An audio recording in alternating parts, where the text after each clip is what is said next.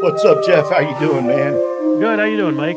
I'm doing great, buddy. Great, man. Thank you so much for coming on again and taking the time to talk with me. Appreciate Not a it. problem. So, for anybody watching, this is our second time having Jeff from Phrasal Productions on. He's got an awesome YouTube channel, and everybody make sure go check that out.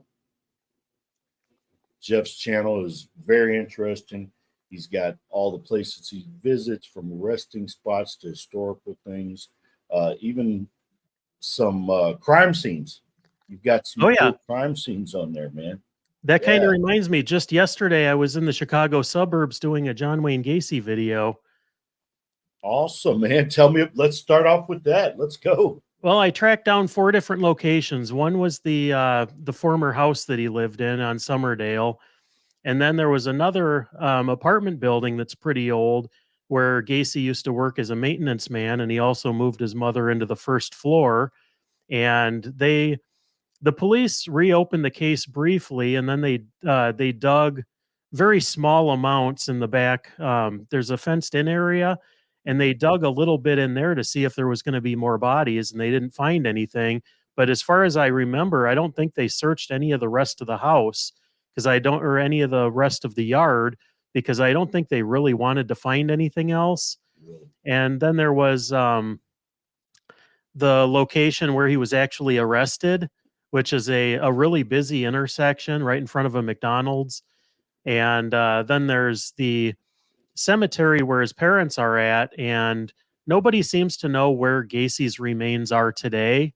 But a lot of people seem to think that he is laid to rest there with his parents. And I stopped there yesterday, and there is an unmarked plot right next to his father's spot.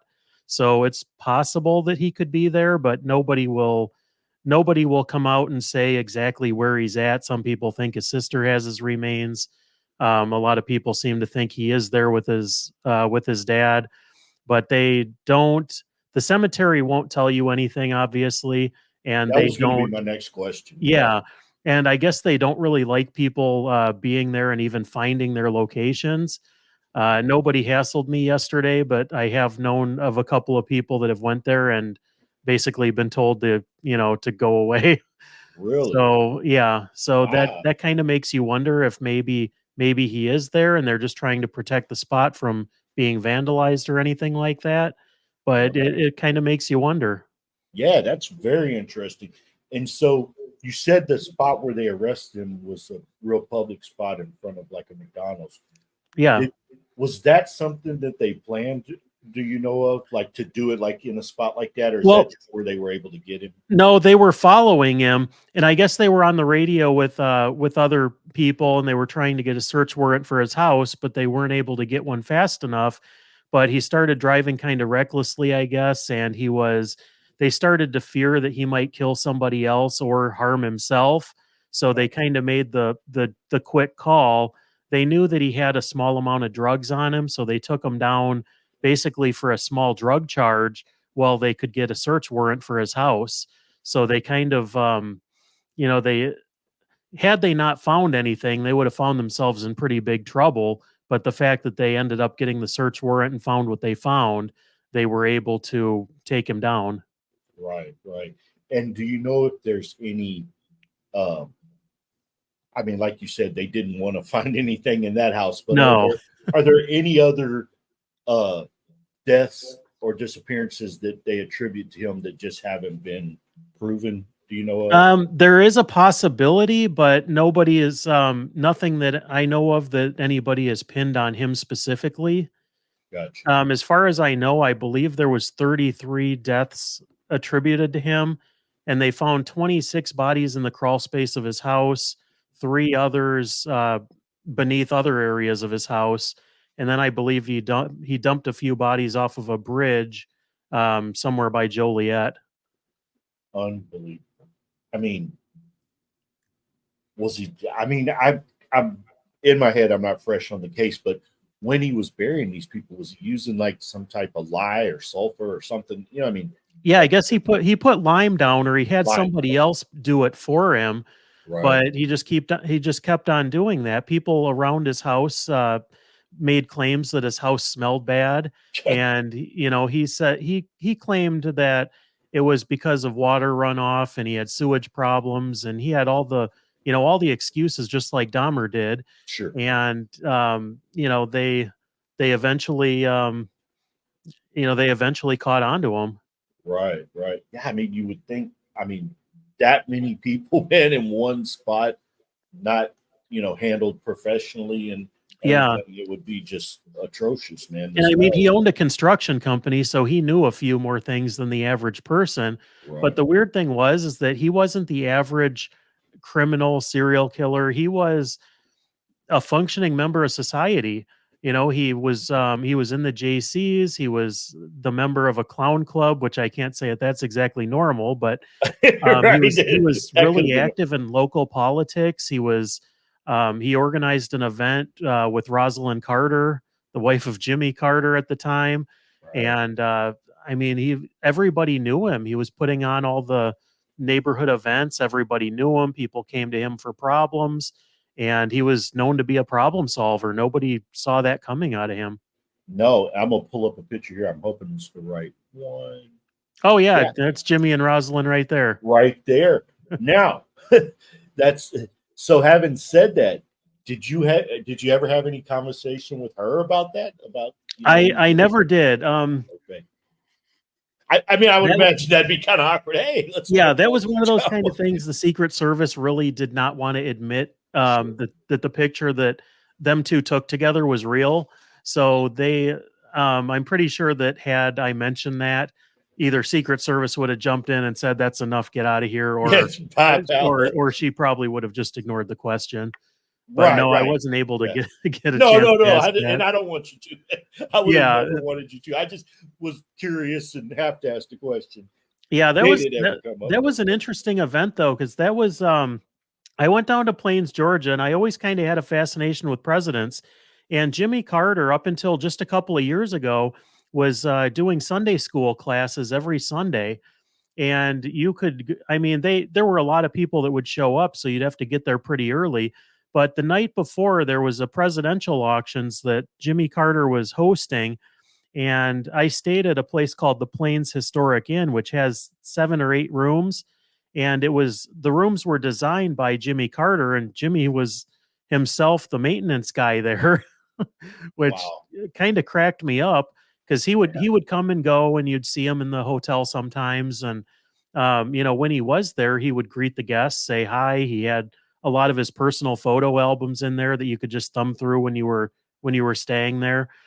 But then they had the presidential auction that night, and he was mingling with people in there, and so was Rosalind. I sat next to, I think it was Rosalind's sister, and they gave me a personal introduction to both of them after the event. And they asked me if I was staying the night and where I was from, and they asked me if I was going to go to church the next morning, and I was planning on it anyway. But they said, "Well, we'll save a seat for you."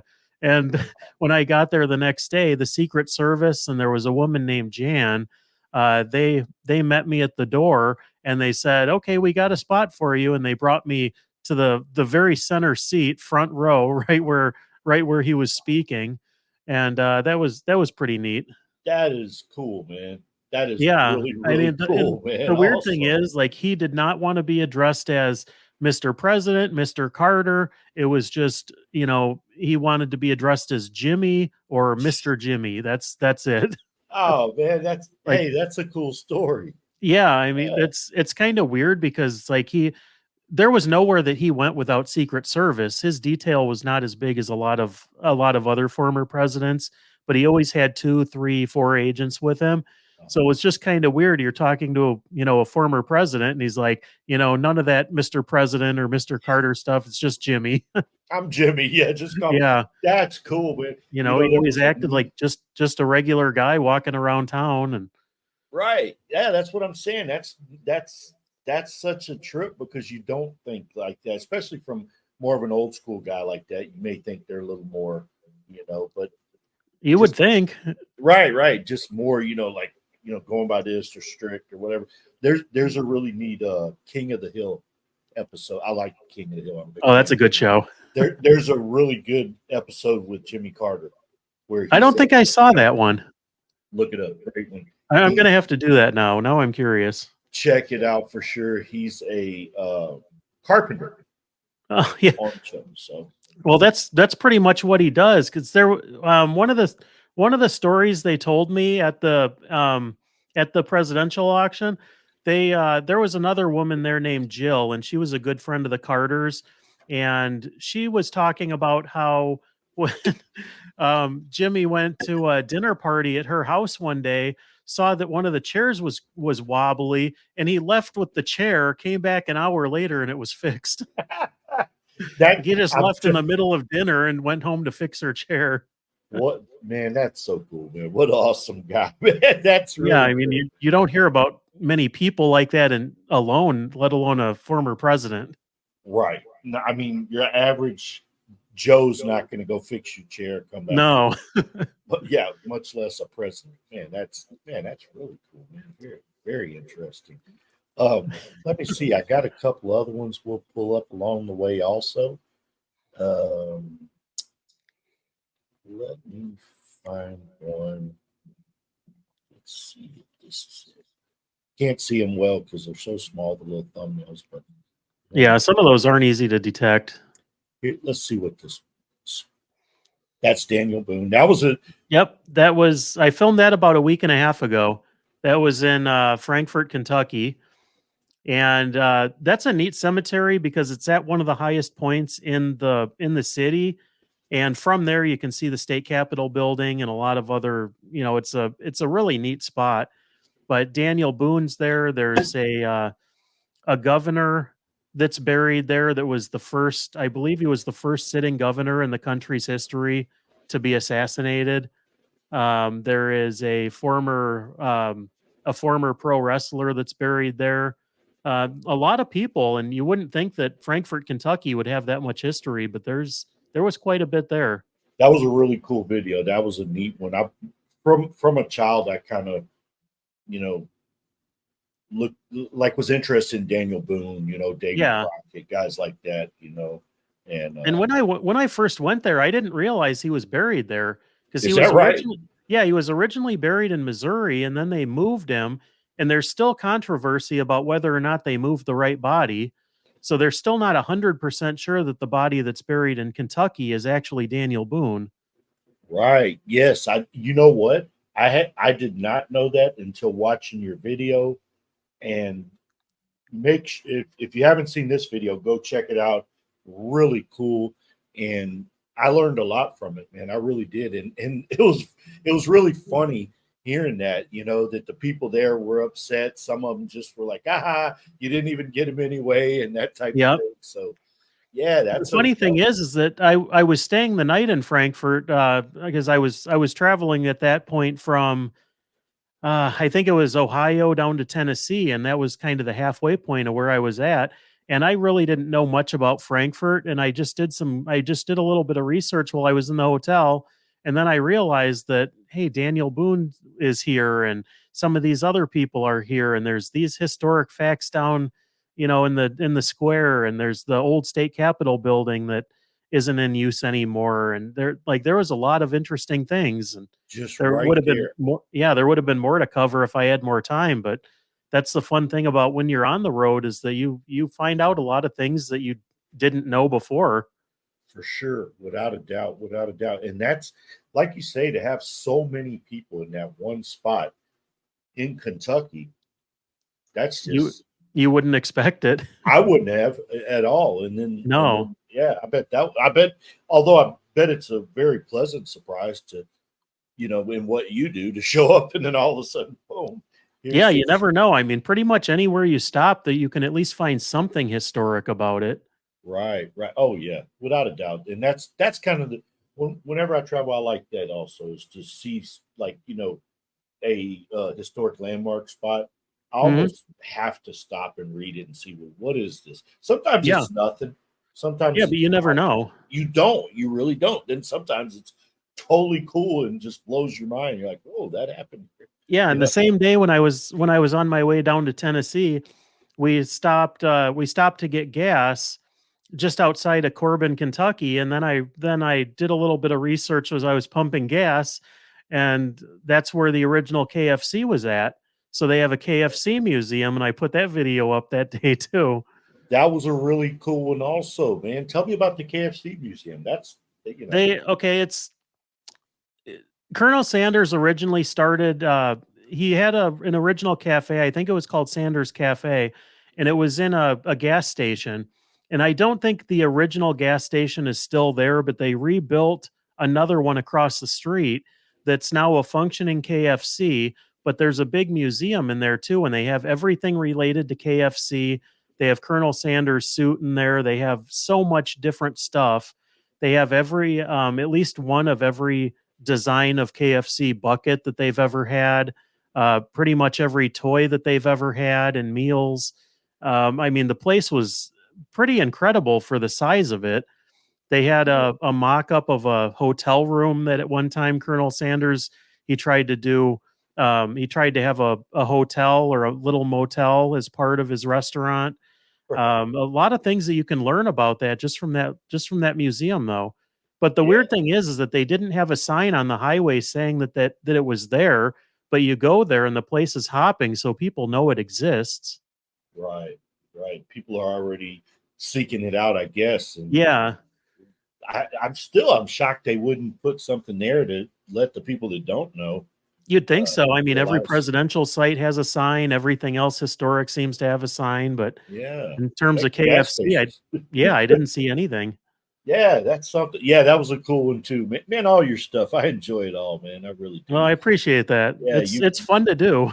it must be because especially if you, I guess that's the other thing I take away is that you really enjoy it, which I is do. what Yeah. makes it good.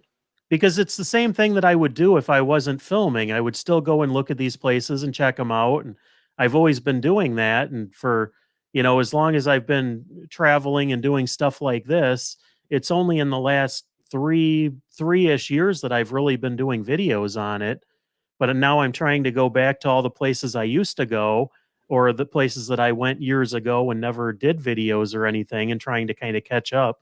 Right. Well, hey, that's cool that you've got those in your pocket too, man. That Yeah, you, it is you it already is got a little, little Yeah, extra. that because those places, that they exist, and I have a running list of places in pretty much every part of every state that I wanna do, and I'm constantly adding to that list Right. because people will send messages and say, "Hey, have you checked this place out? Have you heard about this?" And, you can learn about a lot of different things in a lot of different places just from people watching the channel. Sure. Oh, I bet, man. That's really cool if you get some tips on some spots that you may not have had on your list or Oh, something. yeah, it definitely helps. That's cool. That's really neat. Yeah, I love your cemetery videos.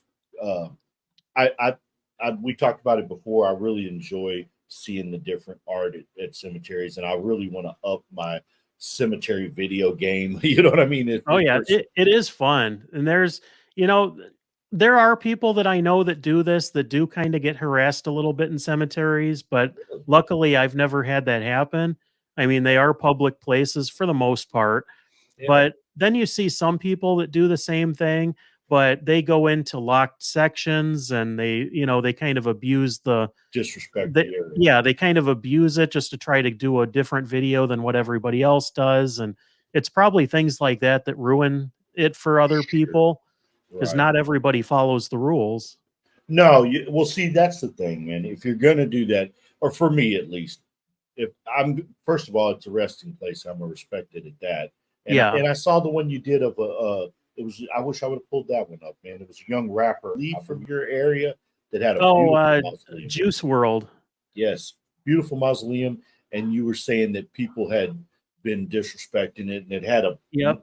large fence around it and everything. Well, at one point they had no fence, and then you saw the progression of it, and then they had a small fence, and now they have a large fence around the small fence, and even that it's spray painted and there's stickers, and you can tell that a lot of people are visiting for purposes that aren't good.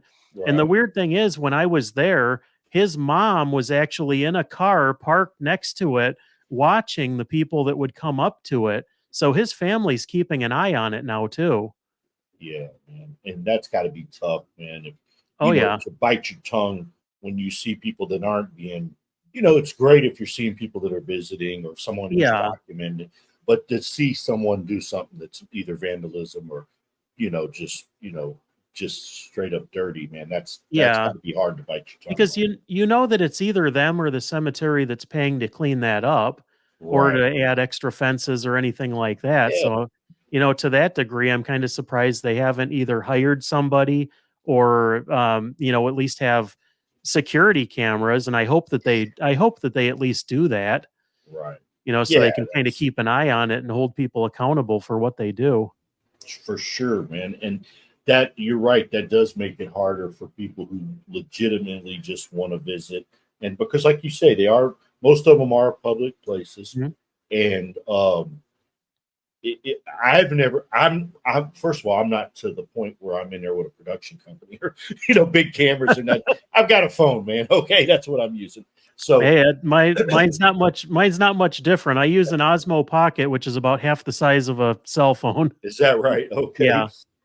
So I probably, other than the way I look, I probably wouldn't be drawing much attention. But I've never had any trouble. And I'd go pretty much every place. And like you, before I would visit these places anyway, just to see the neat stuff.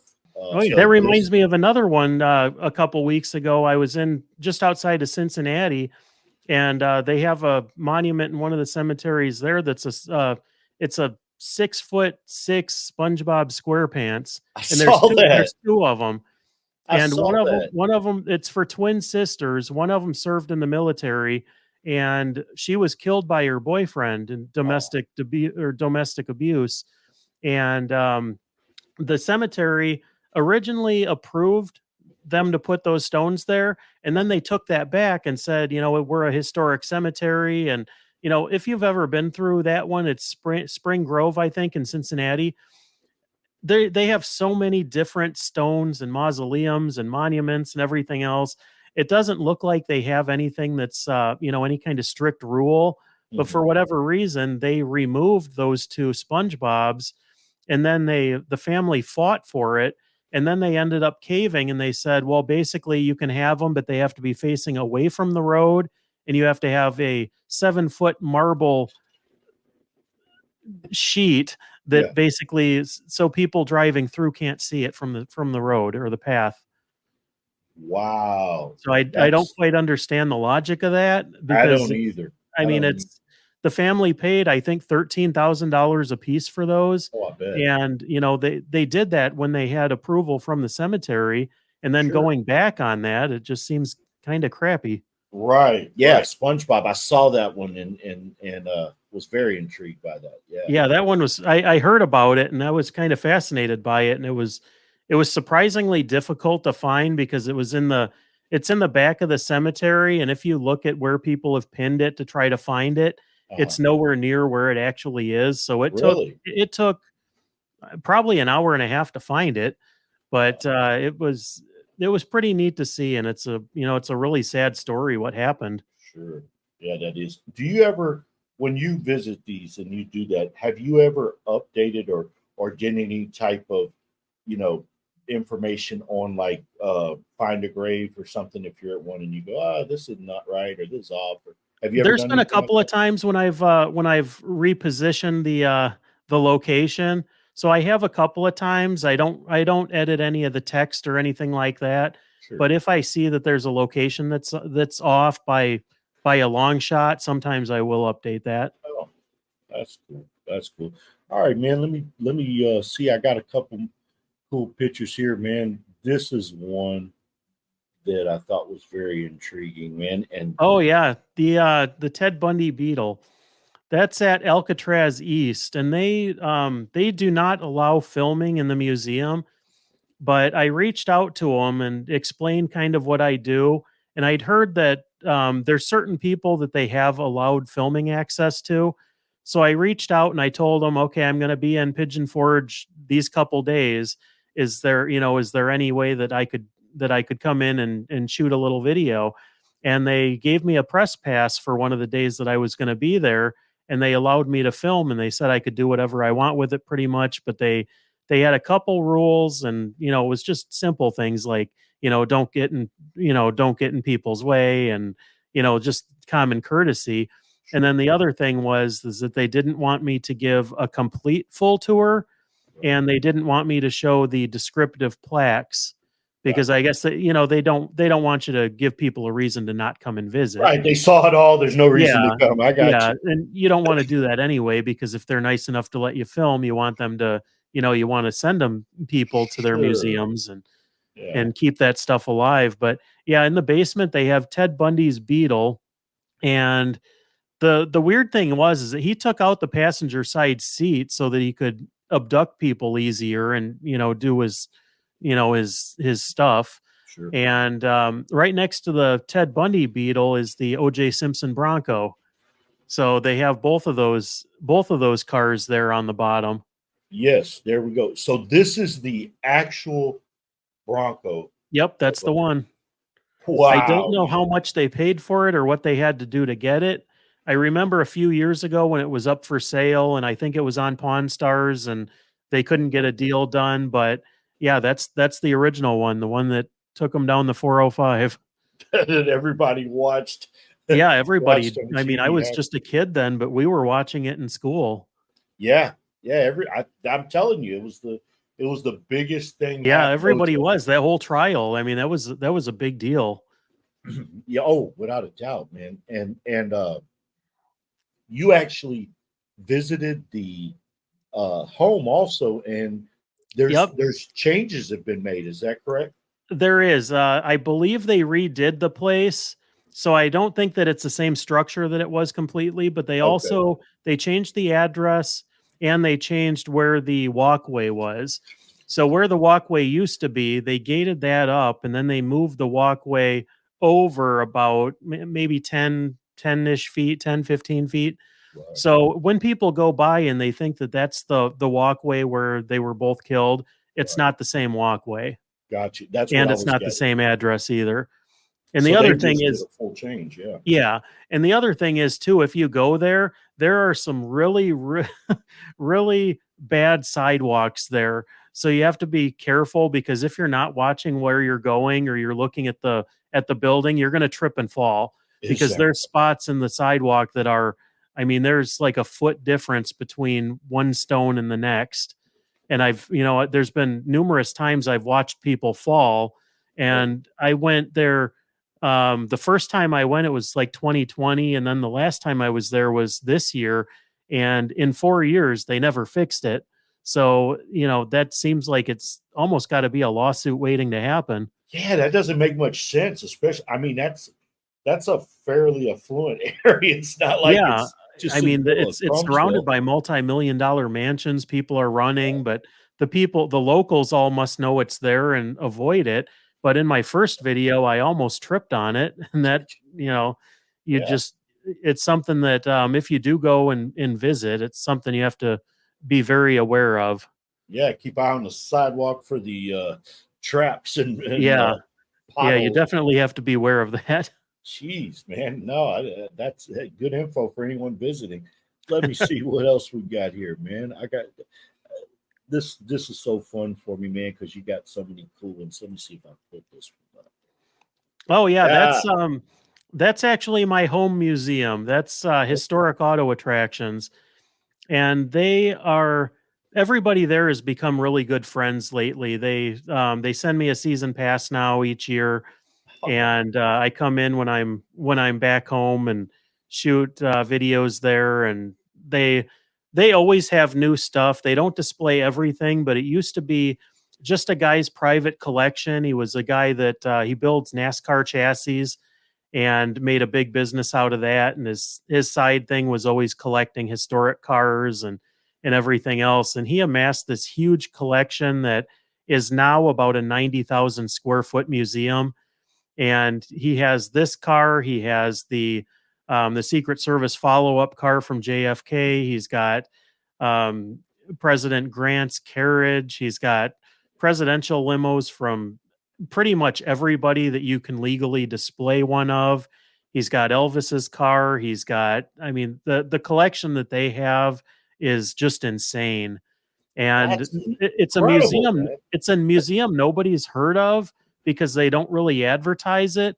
And I think the owner, he's become a pretty good friend too, and he watches the channel and watches. Cool. He's big on the cemetery tours, and I keep trying to talk him into going out to LA and visiting some of these places, but the he's always picking up something new. And I think initially he made the museum maybe as a tax write-off, but now it's getting a lot more visitors. And I've been trying to do a lot of videos to drive people to the museum, and Sure. it sounds like they're getting a lot more people going through there now, which is good.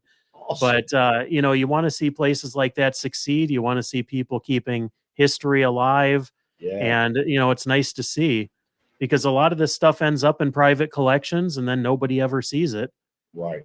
Right. That's what's so cool, man, is for one, it's amazing that this person's been able to amass a collection like that. I mean, I Oh don't yeah. even where would you even start to look for the ambulance that Lee Harvey Like, Oswald? he's gotten to the point now where people that worked in the White House and other places are starting to reach out to him, and they'll sell things to him. Sometimes they'll will something to the museum, and Oh, there's a lot of ways that they've gotten things. But it's kind of funny because when you post videos, people will comment and say, "There's no way that's the real thing. I don't know where it is, but it's certainly not there." And it's like these people know absolutely nothing about where stuff is. And oh, everybody has an opinion, which is kind of funny, but sometimes it gets a little obnoxious.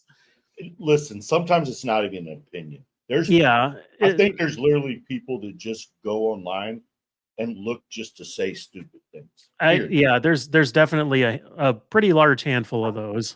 Yeah, without a doubt. I mean, okay, I was surprised that this guy's able to amass this collection. Now I'm even more surprised that there's somebody who would question whether that's actually even the car. I mean, Oh good yeah. God, man, what else do they think? You know? It is pretty neat though, because if it's your first time going through there, they have, I mean, everything from John Wayne's saddle to the Oswald ambulance to, I mean, they have the original casket handles from Abraham Lincoln's coffin. I mean, the amount of stuff that they have there is pretty insane. Yeah, there it is right there. Now, Yes. those ended up, they went on the casket, the original casket, but it didn't fit in the sarcophagus that they had built for him. Okay. So they had to take him out and put him in a different casket. And then these handles were held onto by Herbert Wells Fay, and he was the caretaker of the Lincoln tomb for a long time. And he ended up he had a like a custodial house not too far from the tomb, and he Uh-huh. was holding on to everything Lincoln, and Wow. he was cataloging it and saving it, and he had just a massive collection of stuff when he passed. It sounds like And a lot of his collection was bought by another collector, and then that collector, I believe, passed away, and then the museum ended up buying a lot of their collection. that's incredible, man. That is real. So let me ask you about that, man. That because that's a whole nother thing. When you say he was the caretaker of Lincoln's tomb, Mhm. is that a normal, like a fairly normal thing that they do, like for someone like that, or is that just because his You know, spot was there so big? Or there's not too many times that I've heard of that happening. He was pretty public about it because he would be there and he would teach people, the visitors, about Lincoln, and he was very hands-on, very active. He was doing tours through the tomb years and years and years ago. Mhm. And there's really nobody else that I can think of that was, front and center like him, that was Right. a custodian of a tomb like that.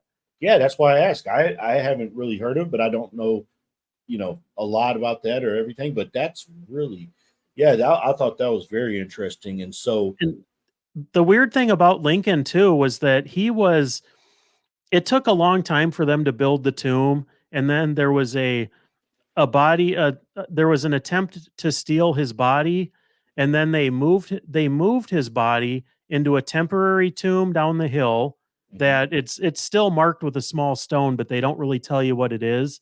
But it's about halfway down. If you're looking straight at the tomb on the right hand side, about halfway down the hill, there's a small granite stone.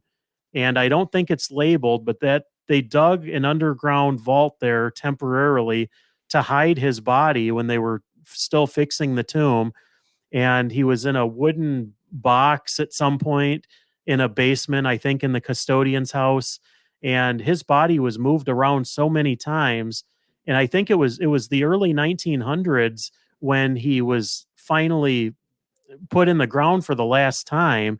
And they kept opening the coffin, and his people that knew him would have to confirm that that was still his body in there. And then his son decided to have he's 10 feet down and I think 6 feet behind the stone. And then they put him in a big case, like a steel cage, and then they filled it all with concrete. And basically, his son kind of did that to keep his friends from disturbing his corpse. Wow. That's man, that holy smokes, man. Yeah, the History Channel did a documentary on it. It was called Stealing Lincoln's Body. That's really Yeah. fascinating if you ever get a chance to watch it. But it talks about the entire progression of him from when he was assassinated to when he was finally put to rest for the last time. I will definitely be watching that. I love anything with history stuff. Yeah, it was a really neat thing. That's so okay. As far as them trying to steal his body, is that something that's a normal deal, or is that No, that was kind of a specific thing because he was the people that were trying to steal his body. It was some counterfeiters that were trying to get one of their people back. So gotcha, they basically were trying to steal the body to get him released from jail. to be able to negotiate Yeah. a release? Holy And I mean, even if you did that, I mean, how would you really get away? yeah, and it's insane. I mean, some of the stuff people come up with. I mean, that was their plan. Yeah. You'd have been better off just saying we're going to break him out. Yeah, it wasn't a very good plan, and they were all captured. Absolutely terrible. Probably the worst one I've heard. Man, yeah, Lincoln, very, very interesting, and that's super neat.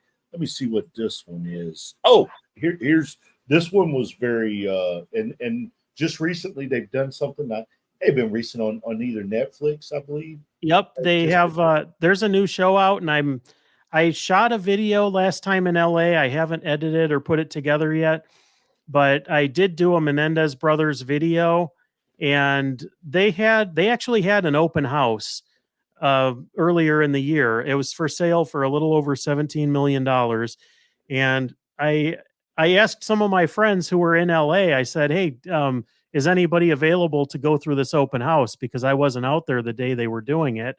And one of my friends said, "Yeah, I'll go through it." And he went through and took a bunch of pictures of the house the way it was. And now it's under renovation, so the house is going to look totally different. Right. But I am going to add in the video that I put together some of the pictures that he took inside the house. Oh wow, cool. That's really cool. And so, I mean, so I'm guessing the house sold. That's why it's under renovation. Yeah, it sold for $17 million. Man, I would not want that house or anything to do with it or the property. No, I would not either. And at the time when I did go by and shot the video, they were there was somebody that was at the house that they came out and they were kind of staring at me, and kind of, people around there, when they see someone filming something, they know the history of the house and all that. But it kind of makes you wonder, like, the people that are buying these houses, how much do they know about the history of it? Do they know? Right. Is it a lot of state laws require you to disclose it? I'm not sure if California is one of them. Yeah. But it kind of makes you wonder, like, are people looking up to see what the history is of their house? Right. Know what exactly, like, especially something like that. I mean, that was a national, like and now it's on Netflix, and now there's been numerous other shows and things like that. But I mean, the Star House tours and all that kind of stuff, that those buses drive by, so I'm sure they figure something happened to why it. Why are these people up front of our house? Yeah, I mean, everybody knows the Menendez brothers' house and the court case and the trial. Yeah. But if you say 722 Elm in Beverly Hills, how many people are going to know, or automatically connect that? Right. Exactly. So yeah, if you buy a house, look into it. You know what I Yeah, mean? because even when I went through Gacy's old neighborhood yesterday, the house that he was in was demolished, but the house right next door is the exact same house that you can see in the pictures when they were wheeling bodies out. Right. And it kind of makes you wonder. I mean, their house is 20 feet away from where his crawl space was. Right. Does the person living in that house know? Have any idea that what was there? Yeah, Yeah. I'm with you, man. I wouldn't even want to be there. I don't even No, want to not be at next all. door to it. I don't want to be around. There's just bad energy and everything Oh yeah. coming from there, man. I don't want any part of it. All right, man. Here's a couple. Let me pull up a couple of these. I think are neat, man. Um, Oh, Buzz Aldrin. yes. the Oh the wow. second man on the moon. I ran into him at there was an Oscar event. It was called Night of 100 Stars, and he was one of the guys that was there. And one of my friends was mutual friends with him, and he's like, "Hey, do you want to meet Buzz Aldrin? He's right over there." And So, I'm not going to say no. So I'm like, oh "Sure, yeah. I'll meet him." And Heck yeah. he's kind of notorious for not always being the nicest guy, but Is you that get a right? personal introduction from somebody and you're going to take it. For sure. For sure. That's really neat. Here's another one. Pretty cool, Oh man. yeah, Dimebag Darrell. Yes. Yes, man. Growing up, I was a big fan of metal music and especially guitar players. And I grew up playing guitar and I started, I bought a cheap crappy guitar when I was about 10 years old, and ever since then I've been kind of dinking around with them. But I heard that he was going to be at a local bar, and I had just turned 21, and he was going to be doing a radio interview in this bar for Damage Plan. They were on tour, and it was just, I think it was about three nights before the Columbus show where he was shot and killed on stage. But he was the nicest guy ever. He sat down, he was signing autographs for people, taking pictures, he was buying people drinks, just talking to anybody who wanted to talk to him, just the nicest guy you could ever meet. Man, and that's a crazy story, man. Of just It is. an insane. And the weird thing is the guy that shot him tried to get into another show a couple days before, and security got him out. And then he came to the Columbus show and somehow he got in, and he did a lot of damage before he Dude, was taken out. But right? and then the police officer that shot him, he had PTSD and had to quit the department, I believe. Yeah, And that's pretty sad because he saved a lot of people's lives. he really did because I mean, as bad as it could have been even a worse Oh massacre. yeah. It was already a massacre, but it could have, like you say, could have been even worse. And then the poor guy who had to save everyone's life, he's Yeah. affected the rest of his whole life. I mean, Oh people yeah, don't. those guys will never get over that. Mm-mm, mm-mm. And the people there, imagine all Yeah. the people there. Everyone there easily, suffered one of the worst things that most people would Oh yeah. never. I mean, it happened right in front of their face. It happened, 10 or 15 seconds into their first song. So Yeah, everybody would have been there and watching, and just a horrible thing. I mean, yeah. you watch something like that, or you hear about something like that happening, and it kind of makes you wonder, how safe are people on stage anymore? You know what, especially if you're in the heavy metal punk rock scene where it's normal for people to stage dive or this or that, Hmm. and at this point, like you say, where it's that happened a while back. So Yeah. nowadays, it's even you would think or hope that the security's way you know more. I mean, they almost need metal detectors and then maybe a lot of them do. I don't go Sadly, they almost need them everywhere now. I mean, nobody's safe anywhere these days. for a place like that. You definitely do. I mean, that's And that's because always on my mind. I mean, even at a baseball game or, a concert, even going to a movie, you start thinking, is this going to be the day that somebody comes in here and, or that somebody has been pushed to their limits? And I mean, you don't know anymore. you It's don't. almost not safe to be in public places. I agree 100%. My wife uh, is always tells me things like that, and I hate it, man. It feels so bad. I feel bad for my daughter, that she's not in a world that I grew up where, you And know, it's happening everywhere. Yeah, You know, man. things aren't safe anymore. It's sad to see, but it's definitely not the world we grew up in. No, not at all. It's disgusting, man. And like I say, I feel sad for younger people that don't get to experience those things. And Yeah, you I know, do too. you You know, know, they're the, not going to get the same kind of childhood we got. They're not going to have the freedom or the feeling safe of being able to go to a movie or a ball game or even be safe in their own schools. 100 exactly. I mean, schools even. I mean, think about that. How terrible that is. My worst thing is I didn't want to wake up to go to school, but I No. didn't feel unsafe. You know what I No, mean? I'd rather not want to wake up for it than have to worry about if someone's going to get a weapon in. Right, exactly. I mean, and even back then, you know what? Back then, man, like a lot of us had pocket knives at Yeah. school, and Yeah. nobody got And stuck. Nobody. yeah, that's because nobody did anything with people were a little more responsible.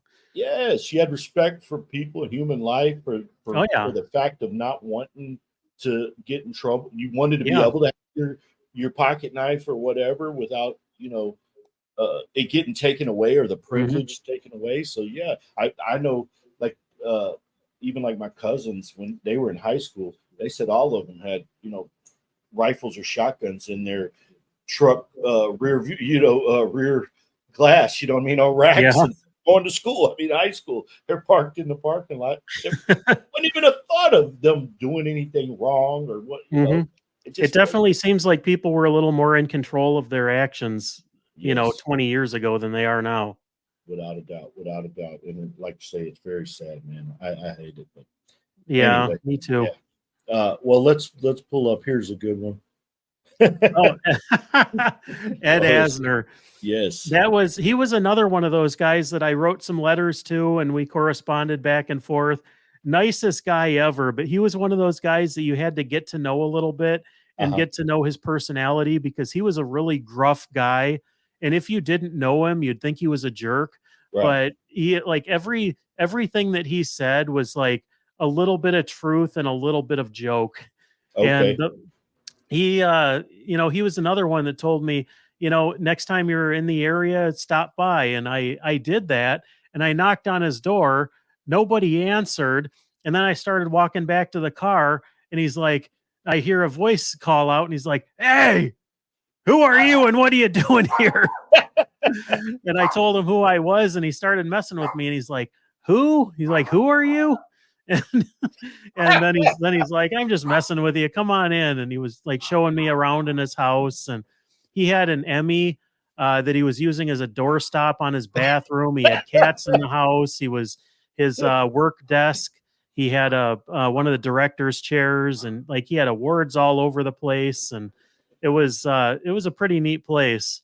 That's funny, man. Yeah, man. That's a great story, man. I mean, and it shows you the different personalities of people, no matter if you're an actor, this or that, who you are is kind of who you are if you're Oh being yeah. real. So Yeah, and yeah, he had a lot of interesting stuff. Like he had those Indian masks and stuff in I the saw that. Yeah, in the because den. And yeah, I'm right. not sure what exactly those are, but Uh-huh. those were all over his house. Really? Okay, so he Yeah. was a collector then, I'm guessing. hmm Yeah. Wow, But yeah, that's his desk chair was the director's chair, and he just awards everywhere and old scripts and stuff that it's like you would think that if you had that stuff that you would treasure it, and to him, it's like he didn't know what else to do with it, so yeah, he there's just put random things in different places. right. Well, I But mean, it just tells you who he was and how down to yeah, earth and that and he didn't he was a big star. But the weird thing was his house was not that big. I think it was like a two-bedroom house. It uh, was a really small place that had a pool in the back, and he was just a really really interesting character. yeah, I'm sitting there, I'm seeing with the hot pocket shirt on. Yeah, and It's you know, and when we went to take a picture, he's like, "Let's mess with your friends and just take stupid yeah, pictures." oh yeah, that's awesome.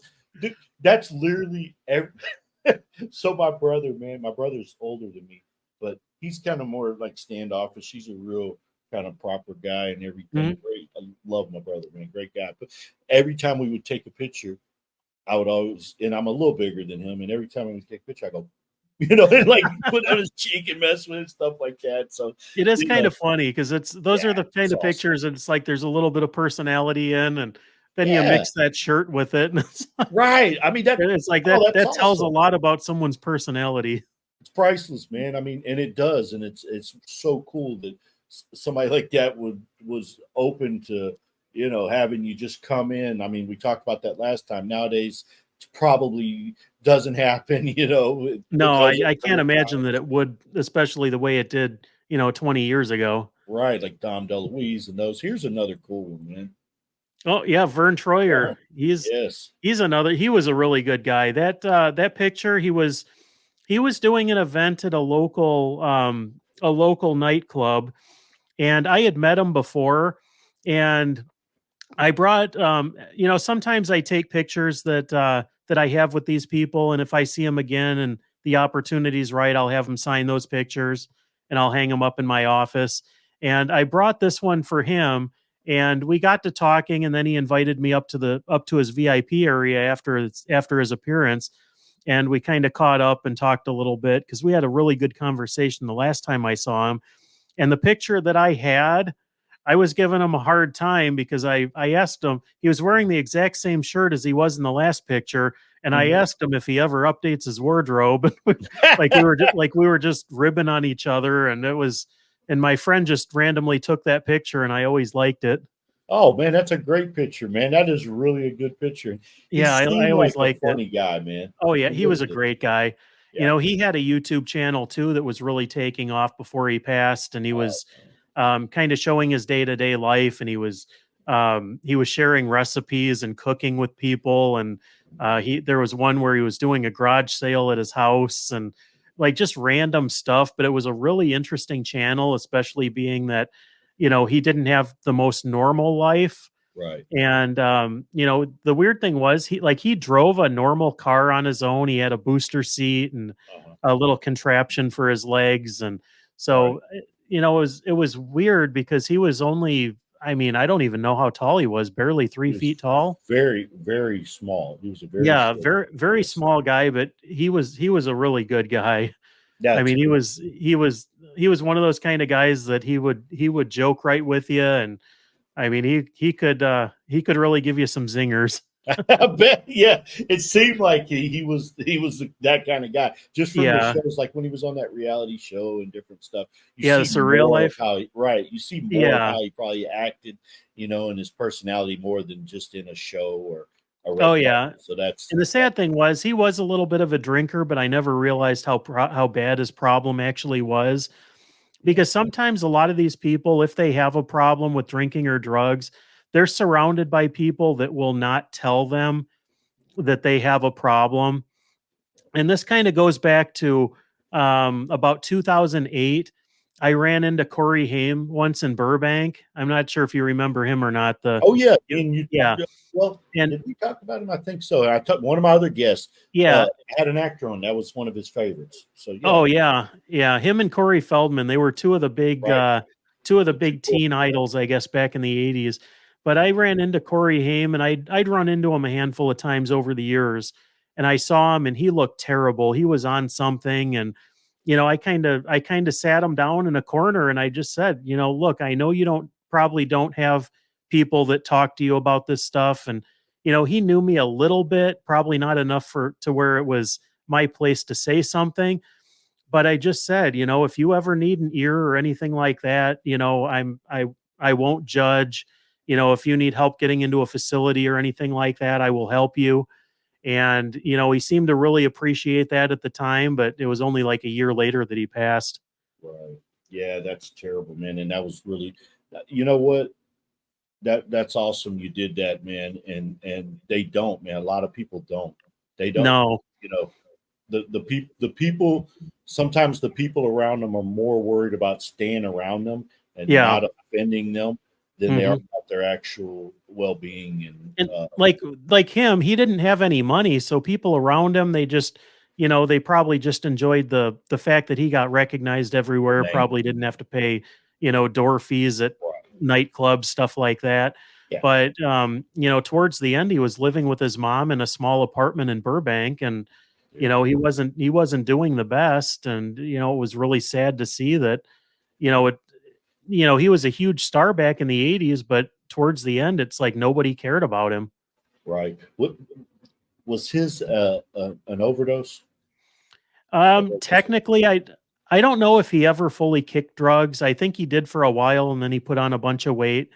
But I think his actual cause of death, I don't remember if it was a heart issue or if it was pneumonia. It was something else that I don't think was Gotcha. entirely related. Right. Gotcha. I Okay. mean, it could have been a contributing factor, but I don't think it was an overdose. Okay. Okay. I couldn't remember. I remember him dying way too young and Yeah, everything. he was I think 30, 38, I want to say. Jeez, man, that's terrible.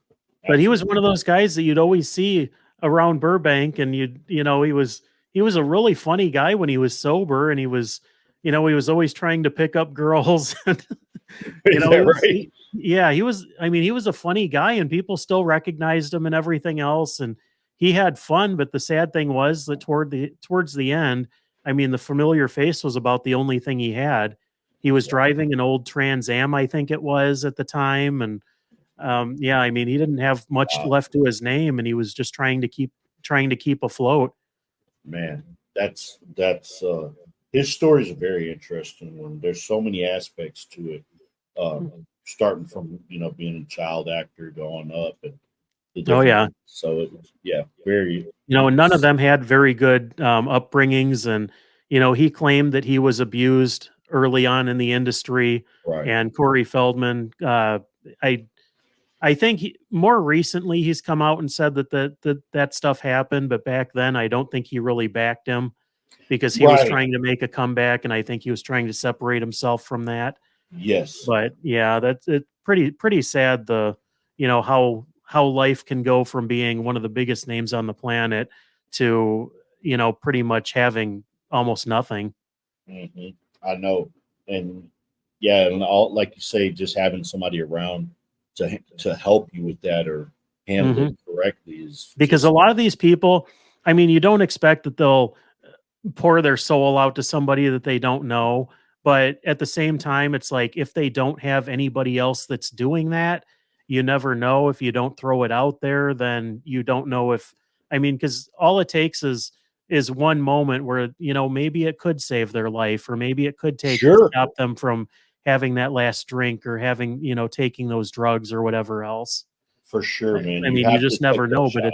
yeah, it's good to throw it out there because you just never know if they're at wit's end and they think, okay, there's this one person that seemed like maybe they cared. No, You never 100%. know. Listen, and that's a great thing that you did, and you should always do it if you can.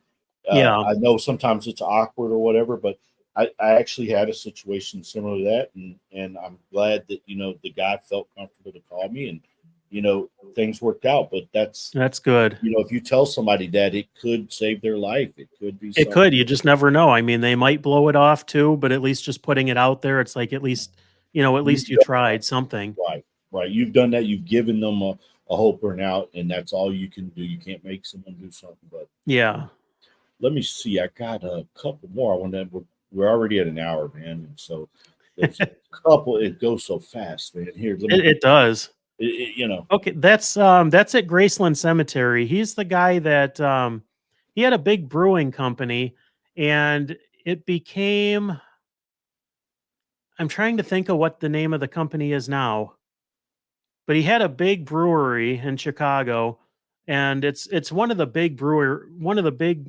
beer manufacturers now.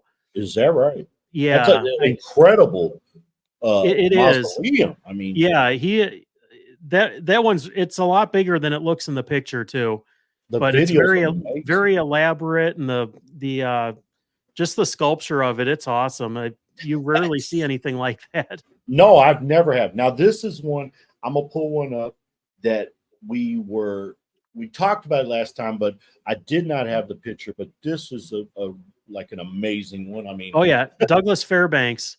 That's Douglas Fairbanks Senior and Junior. They're both in there, and that is there's a lawn at Hollywood Forever Cemetery in LA that you can kind of see it in the back upper left corner, that big wall. there's a projector, there's a wall back there where they have people come out on, various weeknights and stuff, and they'll screen movies there of people that are buried in the cemetery. And occasionally they'll have concerts there and everything else. So it's kind of weird because you usually don't see cemeteries being a venue for concerts and movie screenings, but they Right. do have a lot of things like that there, and it's behind that monument. That's super neat. And so we talked about it last time as far as the upkeep for something like this. Now, I'm going to guess this water has to be moving. It can't be stagnant. That water I don't think is actually moving. Is that right? Well, how I think that day I think it looks a little bit that way because it was a little breezy that day. Okay. But that water I don't think is doing anything. And how do you know how deep it is? I mean, not that it matters. It's not that deep, probably not even a foot if I had to guess. Man, that's this one blows my mind because when for one, it can obviously the water can evaporate. Yep. Obviously, it can grow tons of algae, which most ponds and places do anyway. It can collect muck and whatever. Mm-hmm. They've got to have some type of filter system or something running with it. I'm sure they do, and they do clean it out because there are times that I've been there where it's been empty. Okay. So I'm sure that they drain it and refill it, and they do seem to take good care of it. And so is this all part of his monument? Yeah, because that's on that side, there's a stairwell that goes down from the main part of the cemetery, and that's the only monument that's down there. That is incredible. That really is. It's a really interesting one. That's something else, man. Here, let me I got about two more here. Let's see here. Sure. This was pretty cool. Now, this was I believe back lot or back like a Hollywood type prop type deal. Oh yeah, that's the casket and the body from Jackass. Yes, that was or the Bad Grandpa. Is that what that's from? Okay. Yeah, that was at yes, I see right there. I think that was at Paramount. Okay. I did a tour of the lot at Paramount, and then they took us into the prop warehouse, and that was just laying there. And there's parts of the back lot that they don't want you to take pictures or video in, but in the prop warehouse, the guy's like, go ahead, you can take some pictures in here. Awesome. And they had that, and they had some tombstones from different movies. I think you can see one kind of in the back of that picture. Let me see. Yeah, they had the one of the, I think it was from one of the Anchorman movies. Okay. But yeah, they have. Yeah, there's actually two of them back there. The one with the name Gray, I'm not sure whose that is. Right. But they had, and those are just made out of like heavy foam. That's what I was going to ask you. Are they just like some material or whatever? Okay. Yeah, it's just like heavy foam. It feels like they would just blow away with a good gust of wind. Right. Okay. Yeah, I was wondering. I'm like, okay, so if it's foam, it's got to. But man, that's cool. Here's last one. This will be the last one. And this one was pretty intriguing. Pee-wee, one of Pee-wee's bikes. Yes. He had, I don't remember how many bikes they used for Pee-wee's Big Adventure, but they produced quite a few. But that one's at a place called Volo Auto Museum outside of Chicago. And they have that suspended over a pizza restaurant. Right, because I saw you said you were having lunch underneath the bike and everything. So they have a lot of neat. Yeah, they have a lot of neat stuff too, but they have a lot of interesting stuff just suspended over the restaurant. Gotcha. Oh, I bet that makes for very interesting conversation during the during your meal or whatever. Oh, so, yeah, it definitely does. Right. Well, man, Jeff, there's I could go on for another 2 hours, but obviously, man, I'm not going to hold you that long, and I really appreciate you, man, taking the time again. Not a problem at all. To sit and talk with me, man. Do you have any other projects or stuff that you're working on that you want to talk about, or anything that you want to say before we wrap it up? Well, there's going to be a couple of film projects that I'll probably start promoting in the next couple of months. I'm doing a cameo for my channel in a horror movie that I'm going to be shooting within the next couple of weeks. I think I'm going to be doing that. And once those are up, I'll probably make videos or make posts regarding them. But there was a film producer that was actually a fan of the channel, and he asked if I would do a cameo in the film. I haven't seen the script yet or what he actually wants me to do, but he asked me if I would do it, and I told him I would. So Awesome. that's supposed to be happening pretty soon. Congratulations, Well, man. thank you. That's super neat, man. And then there's going to be a lot more videos coming out from LA. I still have probably 25 videos that I'm still going to edit from the last time I was out there. There's going to be there's so much stuff. I have a full tour from Hollywood Forever that's going to be coming up, a full one from Forest Lawn Hollywood Hills. I still have a lot more from Pierce Brothers, Westwood. Yeah, there's a lot of stuff coming up. Man, you keep busy and put top-notch content. Let me make sure and put this up again.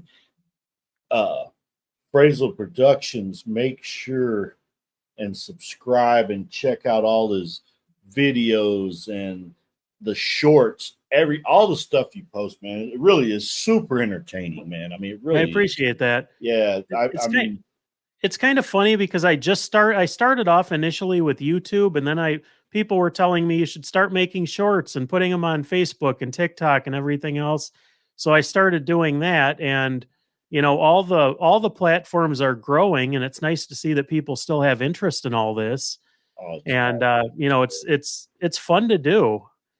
I'm still not to the point yet where I'm doing this full time, but hopefully in the next year that may be in the cards. But as of right now, I mean, I'll take about a trip a month, and then during that month I'll film enough stuff to keep me going through the month. For a month. That's awesome. See, that's great, man. You put in a solid amount of work during that time, but then heck, a lot of the real work is the editing and stuff afterwards. Oh yeah. So you're busy doing that. So in the last month or so, I've been doing a lot more stuff, just talking on the fly and doing videos a little bit different, because then there's almost no editing needed. I can just put it together and put it out there. Right. But usually when I do that, I forget some details or something like that. And some of the other ones, the older ones, I used to do all the voiceover and put talking points out, so I would make sure I didn't miss anything. And right. But it's a lot easier to do that because you don't forget. Yeah. So, yeah, it is, because then you can just shoot the video really quick, and then you can do your thing. And especially in places where you don't want to draw a lot of attention, you don't have people hearing you tell a story, and it's following you around like it's a tour or something. Yeah, it definitely is different depending on where you're at, how to go about tackling the videos. But it never gets old. It's fun.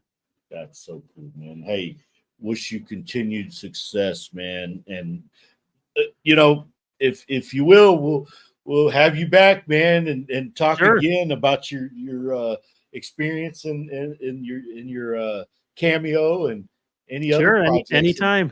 That'd be awesome, man. Thanks, Jeff, and everybody. I'm gonna have all your links up. I'm gonna try to put your one for your Facebook, your TikTok, whatever you want me to put up, Instagram and YouTube. We'll have them all up for you. And yeah, feel free. I appreciate it. Thank you so much. And everybody, make sure and hit like, subscribe, go over to Jeff's channel and subscribe. And we appreciate you watching.